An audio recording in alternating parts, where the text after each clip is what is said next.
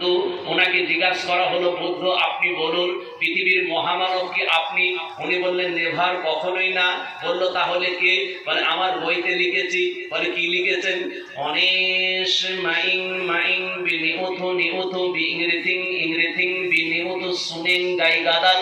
পৃথিবীর সেই মানুষটা মহান যিনি জীবনে মিথ্যা বলবে না, যিনি জীবনে ফ্রেববাজি করবে না, যিনি জীবনে চিটিংবাজি করবে না, যিনি সাদা কালোর বিভেদ করবে না, যিনি কখনো গরিব আর বড় লোকের বিভেদ করবে না, যিনি নারীকে সম্মান দেবে, বয়োজ্যেষ্ঠদেরকে ইজ্জত করবে, সম্মান দেবে, ছোটদেরকে স্নেহ করবে, গাই গাদাল গরুর গোস্তকে পৃথিবীর মানুষের জন্য হালাল বলে যাবে, ওই মানুষটাই একমাত্র পৃথিবীর মহামানব হবে।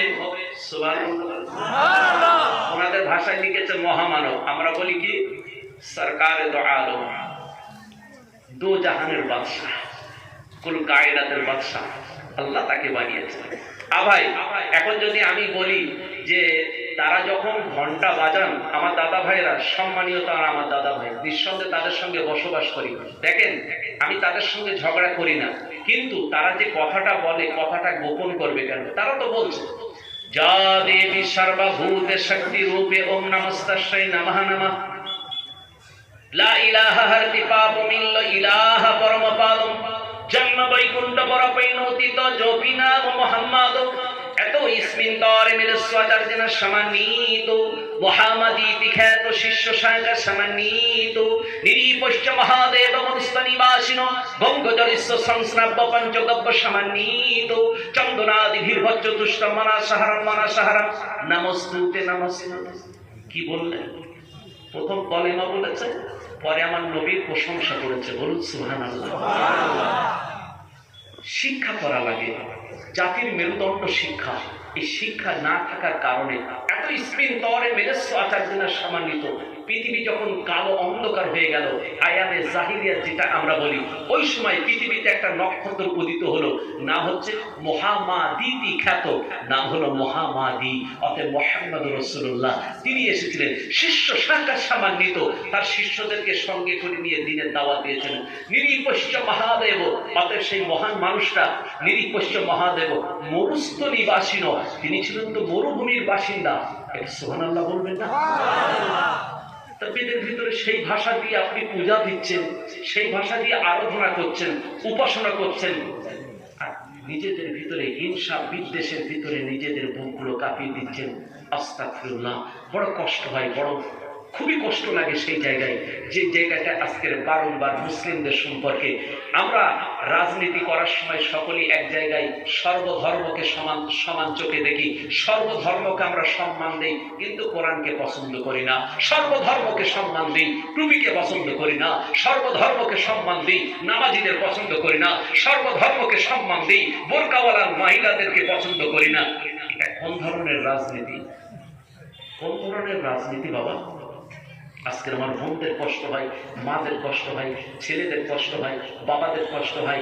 হাফেজ সাহেবরা খতম তারাবি পড়ে বাড়ি আসছে, ট্রেন থেকে নিচে ফেলে দিচ্ছ। বিদেশে কাজের জন্য ছেলেরা যাচ্ছে, সেখানে তাদেরকে বিভিন্ন ধরনের অত্যাচার করছো। মাথায় টুপি দেখলে যা তা বলে তাদেরকে গালিগালাজ করো, মাথার টুপিটা পায়ের তলায় ফেলে দাও। বড় কষ্ট লাগে। আমার প্রিয় ভাই, আমার সোনাচ্চাঁদ মানিক, আমার জওয়ান যুবকেরা, আমি আপনাদের সম্মুখে কথা বলতে বলতে অনেকটা লম্বা করে ফেলেছি। আমি মূল কথার ভিতর যেটা এসেছিলাম, আল্লাহ সুবহানাহু ওয়া তাআলা, আল্লাহ তার নবীর হাত দিয়ে আমাদের জন্য একটা পানি রেখেছেন হাসরের ময়দানে, সেটা হলো ইন্না আ'তাইনাকাল কাউসার। সেই পবিত্রতম পানি, হাউজে কাউসারের পানি আল্লাহ আমাদেরকে দান করাবেন। রাসূল বললেন, ওখান থেকে যখন আরশে আজিম থেকে আল্লাহ আমাকে ছেড়ে দিলেন। আল্লামা ইবনে কাসির, আল্লামা জালালউদ্দিন সুয়ুতী রাহমাতুল্লাহ আলাইহি, আল্লামা ইবনে কাসিরের বর্ণনায় যখন নবী ফিরে গেলেন, বুকে বুকটা মিলিয়ে দিয়ে আল্লাহর সঙ্গে মুআনেকা করেছিলেন। ভাই আমরাও মুআনেকা করি, এই মুআনেকা করে গেছিলেন। উনি চলে গেছিলেন দেখতে, আল্লাহ সুবহানাহু ওয়া তাআলা এটা তার কিতাবের ভিতরে লিপিবদ্ধ করেছে। আমার প্রিয় ভাইরা, আল্লাহর নবীকে কানে কানে একটা কথা বলেছিলেন। আল্লাহর নবী বাড়িতে এসে বলছে, আয়েশা তুমি বলো, আজকে তুমি আমার কাছে যেটা চাবে আমি তোমার দাবিটা আমি মেনে নেব। আয়েশা ছোট মানুষ, চিন্তা করলেন ঠিক আছে, মহান নবী তিনি আমাকে বলেছেন দাবি করতে, দাবি যখন করবে একটু দেরি করি, চিন্তা ভাবনা করি। ঘুরে ফিরে এসে বললেন, ইয়া রাসূলুল্লাহ, ইয়া হাবিবাল্লাহ, আপনি বলেছেন আপনি আমার দাবিটা মেনে নেবেন ইয়া রাসূলুল্লাহ ইয়া হাবিবাল্লাহ। তবে নিঃসন্দেহে আপনি যখন বলেছেন দাবি মেনে নেবেন, আমি আপনার কাছে আবেদন করছি ইয়া রাসূলুল্লাহ, একটা দাবি মানবেন। বলে কি বলো? আমি তো বলেছি যেদিনকে আল্লাহর বাড়ি থেকে ফিরে আসছিলেন আল্লাহ পাক আপনাকে কানে কানে গোপনে একটা কথা বলে দিয়েছিলেন। ওই কথাটা কি বলেছিলেন? আল্লাহর নবী বলল, আয়েশা নিঃসন্দেহে এ কথা তুমি কোথায় পেলে? তোমার পেছনে কেউ কোনো গুরু আছে বলে মনে হয়? আম্মা আয়েশা হেসে বলল, ইয়া রাসূলুল্লাহ, ওটা হলো আপনার শ্বশুর, আমার বাবা আবু বকর। সুবহানাল্লাহ বলেন, আমার বাবা আবু বকর। আমার প্রশ্ন হলো, সেদিন রাসূল কি বলেছিলেন? যে আল্লাহ গোপনে কি কথা বলেছিলেন? আমার শ্রোতারা বলবেন, আগের মানুষরা সব জানে, আপনাদের কাছে জানতে চাইছি। এত তো দামি দামি ওয়াজ শুনেছেন বাবা, 3-4টে প্রশ্ন করেছি, দয়া করে মেহেরবানি করে একটু অ্যান্সার দেবেন। শেষের বেলায় আর একটা কথা বলে আমি ইনশাল্লাহ বিদায় নেওয়ার পালা। আর এখানে লিখে দিয়েছে আমার হুজুর একটুখানি একটা দাবি করেছে।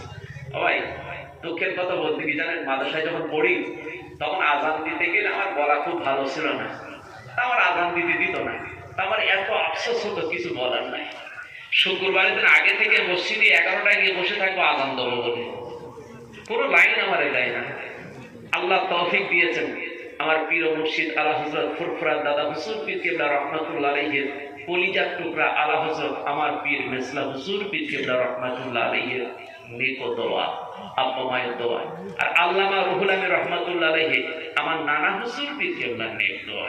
আল্লাহ তৌফিক দিয়েছে, একটু কথা কথা মানুষের সামনে বলতে বলতে এখন একটু হাতে আজান টাজান দিদি দেয় লোকে, বুঝতে পেরেছেন না? আগে দিতে দিত না।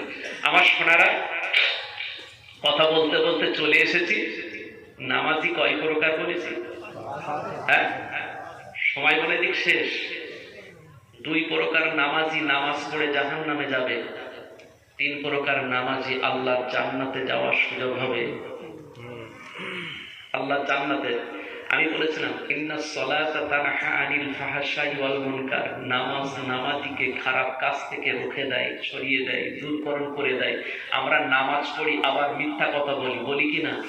নামাজ পড়ি সুদ খাই, নামাজ পড়ি ঘুষ খাই, নামাজ পড়ি অন্যায় করি, নামাজ পড়ি আবার